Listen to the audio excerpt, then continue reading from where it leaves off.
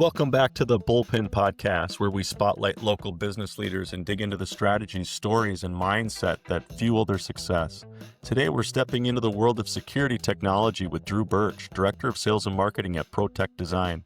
Drew is an MBA-trained leader with a passion for building strong teams, driving growth, and helping organizations protect their people, data, and assets. We'll dive into leadership, sales, and what it really takes to succeed in a fast-moving, high-stakes industry. Drew, let's dig into it. Do it.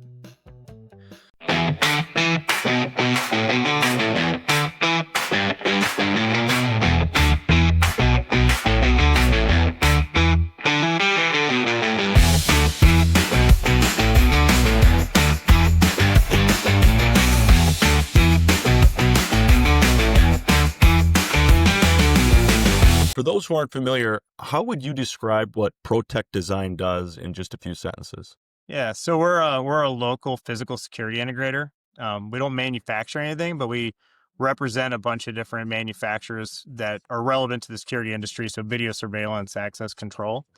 And what our company specializes in is we know these products really well, and we can custom tailor them to our customers. And basically, we do a hardware design, we couple that with software, we build it all on the front end, we install the project, and then train the customer, and then it hands off to a service. So really, like from concept to fully implemented security system is what we do. Security technology has evolved so much over the past decade. What trends are you most excited about right now? Yeah, so the one that comes up a lot is AI, and so it's kind of funny because I don't think it's the right way to categorize it, but like analytics on the cameras is the big thing that people want to see nowadays. So how much can the camera tell me about what's going on in any environment? It's pretty exciting stuff. Like personally, what I'm most excited about, and it's been kind of a shift in the security industry, is a lot more IT departments are taking over the security systems within facilities. Used to be facilities would handle all that stuff. Now IT is, and they're very cybersecurity minded. And so it's given our company an opportunity to really educate ourselves and become the experts in the area on that stuff. And so we can differentiate ourselves from our competition because of our knowledge of cybersecurity protocols and all that. Sure. Yeah. What industries are you seeing the biggest demand from, and why do you think that is?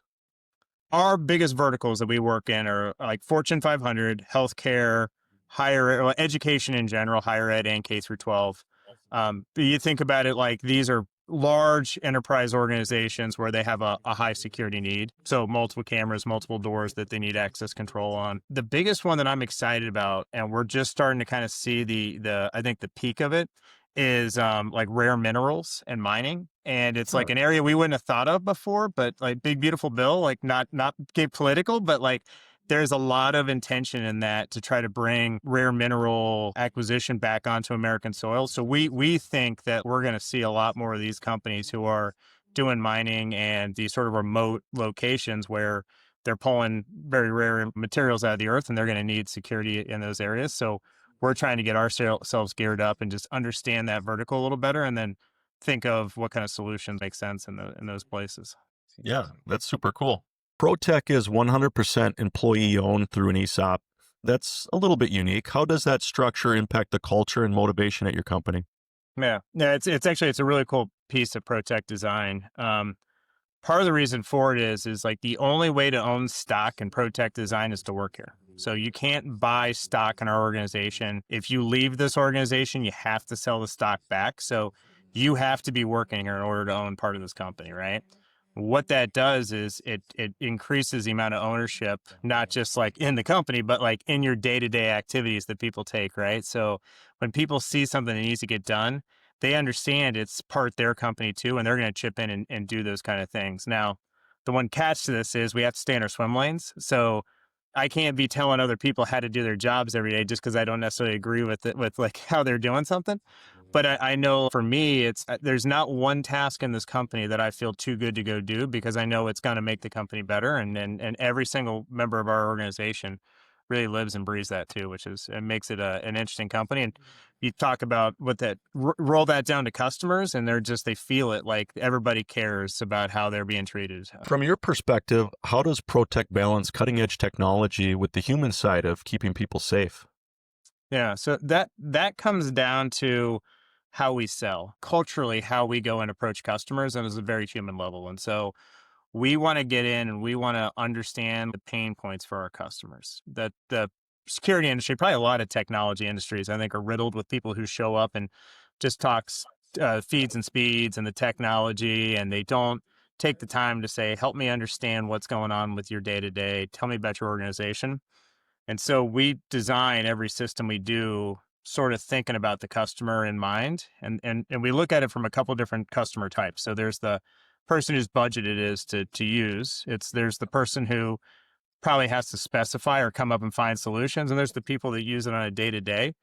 They all have different needs and wants that they want to see from a system. So we're really trying to dig in and understand them, and then we build the system around those needs instead of just saying this is the best one and here's why, and take it as it is, kind of things.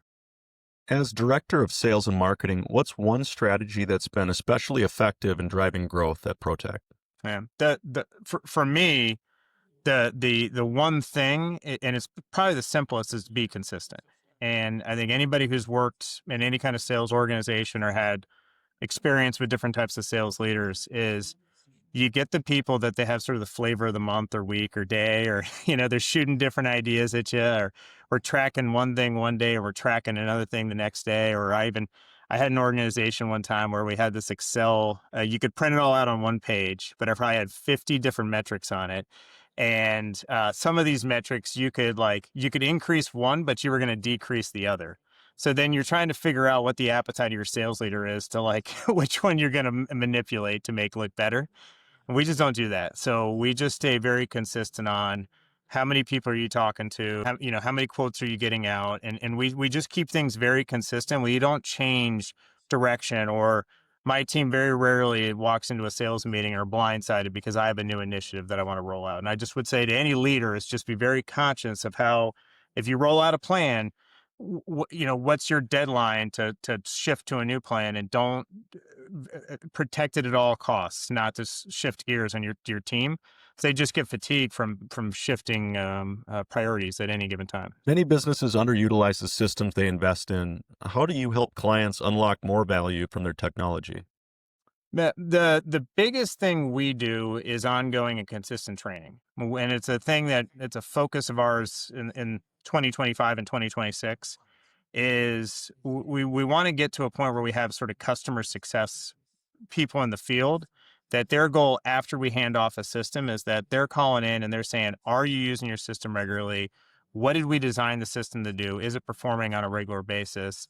And then what do we need to tweak to get it to where you wanted it to be at? But we still do this today, just maybe not at that level of efficiency, where we're just checking in on every time we're meeting with a customer. Hey, how's the system working for you? Have you had anybody join your team since last time we put it in? Let's set up a training for them. And we too often hear people who say, I have a system and I don't like it. This is maybe benefit to us in some regards, because then it's a customer saying, I don't like my system. But when you peel back the onion, you find out that what they don't like is they're not trained on it. They don't understand how to use it. And so their concept for getting something is just, let me buy a new system instead, and this will fix these problems, instead of you just have to regularly train people on how to use that system. Right. You've got a strong background in leadership and team development. What's your approach to coaching sales teams to perform at a high level? One of my weaknesses probably is that I don't have a lot of tolerance for complacency. And so people who want to just come in and just like, hey, tell me what you want me to do today and I'm going to do it. But if there's other stuff you want me to do beyond that, I'm probably not your guy. And that's good. Employee-owned company, that's good, right? Because most people we have come on here have entrepreneurial spirit, and they want to push to excel differently. So I don't do well there. But when I have people who have that drive and hunger to be the best they can be, and they act with ethics and they act with a high level of morals, then it's a matter of working with them to really help them understand and identify what are they trying to accomplish. And so I make it a part of my mission to really make them be the ones to set what is the goal, like what are the stars, and then let us aim for that, and then continue to drive it. Probably then the last most important piece is failure is okay. So if you're aiming super, super high, you can't get mad at yourself for not achieving that. When you do, let's celebrate it. Let's high five it. But if we still had great results, we just didn't hit that highest target that we had set for ourselves. We got to just know, okay, what can we do better for next time, and just keep driving on. Yeah, I love that. In your experience, what are the key differences between managing sales and marketing in a technical industry versus other industries? We're not selling to somebody who's going to have their own checking account and then going to use this in their own house, right? It's part of an organization. And we have to understand that there's multiple layers within the organization that are going to use this system. And so what are they buying with? It's like they have a budget, right? Sure, they get given some amount of money and they're go buy this thing. They're really buying with their reputation. And so that's really a key thing for us, is that we understand that if we sell something or if we design a system for somebody and it doesn't meet their specifications, the cost to that person isn't a few $100 out of their checking account. It's potentially their job, but at the very least, they're probably not going to be entrusted to make that kind of decision again. And I think that's really, when you think of high technology jobs, the risk to the individual is so much higher. That also probably comes with, because they know that, they do their research at a very high level too. And so you walk into sales conversations where the people are very prepared, because they don't want to lose their reputation. But once they realize that you're looking out for their reputation as well, and that you want to form a lasting relationship, critical piece of that is to make sure they look the best they can look once this gets rolled out to the whole organization. That can make a big impact in your customer relationships. Yeah. What role does storytelling play in selling something as technical as security systems? Yeah, well, along the same lines, right? Is that I think we talked a little bit, about like the human element of selling technology, and we talked a little bit about that reputation piece. And so then I can walk in and I can talk about why something's great, and I can say it's this much faster, or it has this much these many more megapixels, or it can do this task at whatever number better than something else. But if I don't have the ability to tell a story how that really shows up on a day-to-day basis, then the customer's not going to be able to really visualize it or understand what's at stake. And that's why being able to relate the technology back to other customers and show how it's helped like an actual day-to-day situation, somebody being saved or somebody being caught before something could happen. These are all really critical pieces of our conversation when we're talking to customers. Yeah, for sure. Looking back at your career, what's a challenge that shaped you as a leader? Probably, I like using a story of one period in my life when I was sort of in a informative career years, and I'm growing as an individual. And I had one boss who was just like the greatest guy on earth. He was like my hype man. And like I could do no wrong. Anytime I did something, he was like, Drew, you're the best. I love having you on a team. And always very positive and always like affirming what I was doing. And then somewhere within the organization, I transferred over to another leader who was always very critical of everything I did. So night and day difference. Anytime I did something, he's reading it with a fine tooth comb and looking for all the mistakes I made so he could point them out to me.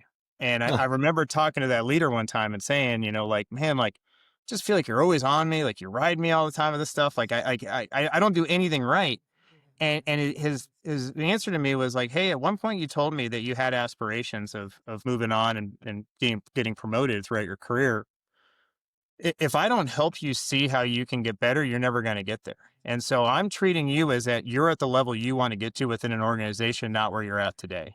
And that really stuck with me, which is like, it's great to have the leaders that hype you up and like make you feel great. It's probably better for you long term to have the leaders that kind of point out ways you can be better.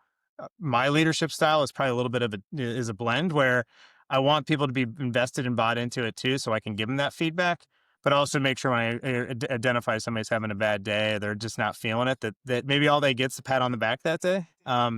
But I think that really was a definitely like a big moment in my life where I understood the difference between like always being patted on the back versus somebody who's really trying to help you get better and grow in your career. Yeah, I love that. You've described yourself as and adaptable, innovative servant leader. Can you share an example of how that philosophy shows up in your day-to-day work? I really like the term servant leader, but I find that it's kind of a buzzword that gets thrown around a lot. And specifically, when you hear like a salesperson say, "I really do well with servant leaders," what they're really trying to tell you is like, I like people to do a lot of my work for me. And so, and if you really like look into like the definition of servant leader or where that came from, it's more about serving your people and making sure that they have what they can to grow. And a big piece of that for me is I show the path, I show the vision, and I remove the obstacles from the path for the people, right? As long as they're moving along and they see the path too and they're moving down that path, to me, it's just how do I keep them from getting slowed down? And that's the servant piece of it. Now, part of that is, and this is where the people who like the servant leaders don't necessarily like this answer, is that the obstacle might be them. And it might be they're not motivated. They're putting obstacles in the path that aren't really there. And it's their own way of maybe being defensive before losing a sale or to find ways to say, hey, this isn't fair to me. And I think a servant leader's real job in those things is to hold a mirror up and show them like, no, this is the reality of the situation. You're creating these obstacles for yourself and you have to be the one to remove them then. That's a big piece to me of what servant leadership really means. What's a what's a common misconception business leaders have about security technology? Yeah, so this one's kind of an industry joke. So people see Hollywood and how video cameras are conveyed or portrayed in the movies or in CSI. And so they'll people call us in and say, yeah, I want to have that where I can have facial, like I'll know who comes and goes from my business and they'll say their name and their age and, their social security number and all that kind of stuff. Right. And like that technology just isn't there. And so it's really difficult to like set expectations with people or what you're really going to get from the analytics. I mean, the analytics are very powerful, just not what Hollywood makes it seem like. And so we, again, it's an industry joke where we often talk about, how to offset that expectation or what people think technology is capable of versus what it really can do. What advice would you give to other sales and marketing leaders working in industries that are highly technical or complex? Yeah, it goes back to me with human connection, understanding your customer. Don't make the conversation be complex just because the technology is. And if you really seek out to understand your customers' problems and you find great solutions for those problems, you should very easily be able to make this a win. And then the more you can make the technology simple for them to understand, that's when we talk about users and how do we make the user experience very simple where the specifier might need to understand all the complexity of the system. And so that's just the human element, I think, is the key. Sure. Outside of the business side, what excites you personally about the work you get to do at Pro-Tec? So I'm kind of like a work nerd. And so like I just like working and I'm constantly always like my hobbies are like figuring out ways to be better at work. And so one of the things that I get really excited about is, you and I work together on the digital park side as well. And some of the marketing efforts that we do on a day-to-day basis, I think are really cool. And to me, it feels like for a small company that probably would normally struggle with some of these more sophisticated marketing techniques, like working with a company like yours is like probably the geeky part of the job for me. So just like working on those kind of things. I feel you there. Yeah. All right, Drew, thanks for stepping into the bullpen with us today and sharing your perspective on leadership, sales, and the critical role security technology plays in keeping businesses moving forward. For our listeners, if you're looking to learn more about Pro-Tec Design and the work they're doing to make our world safer, we'll have links in the show notes. Until next time, keep pushing, keep learning, and keep leveling up. Drew, thanks for joining us today. Thank you.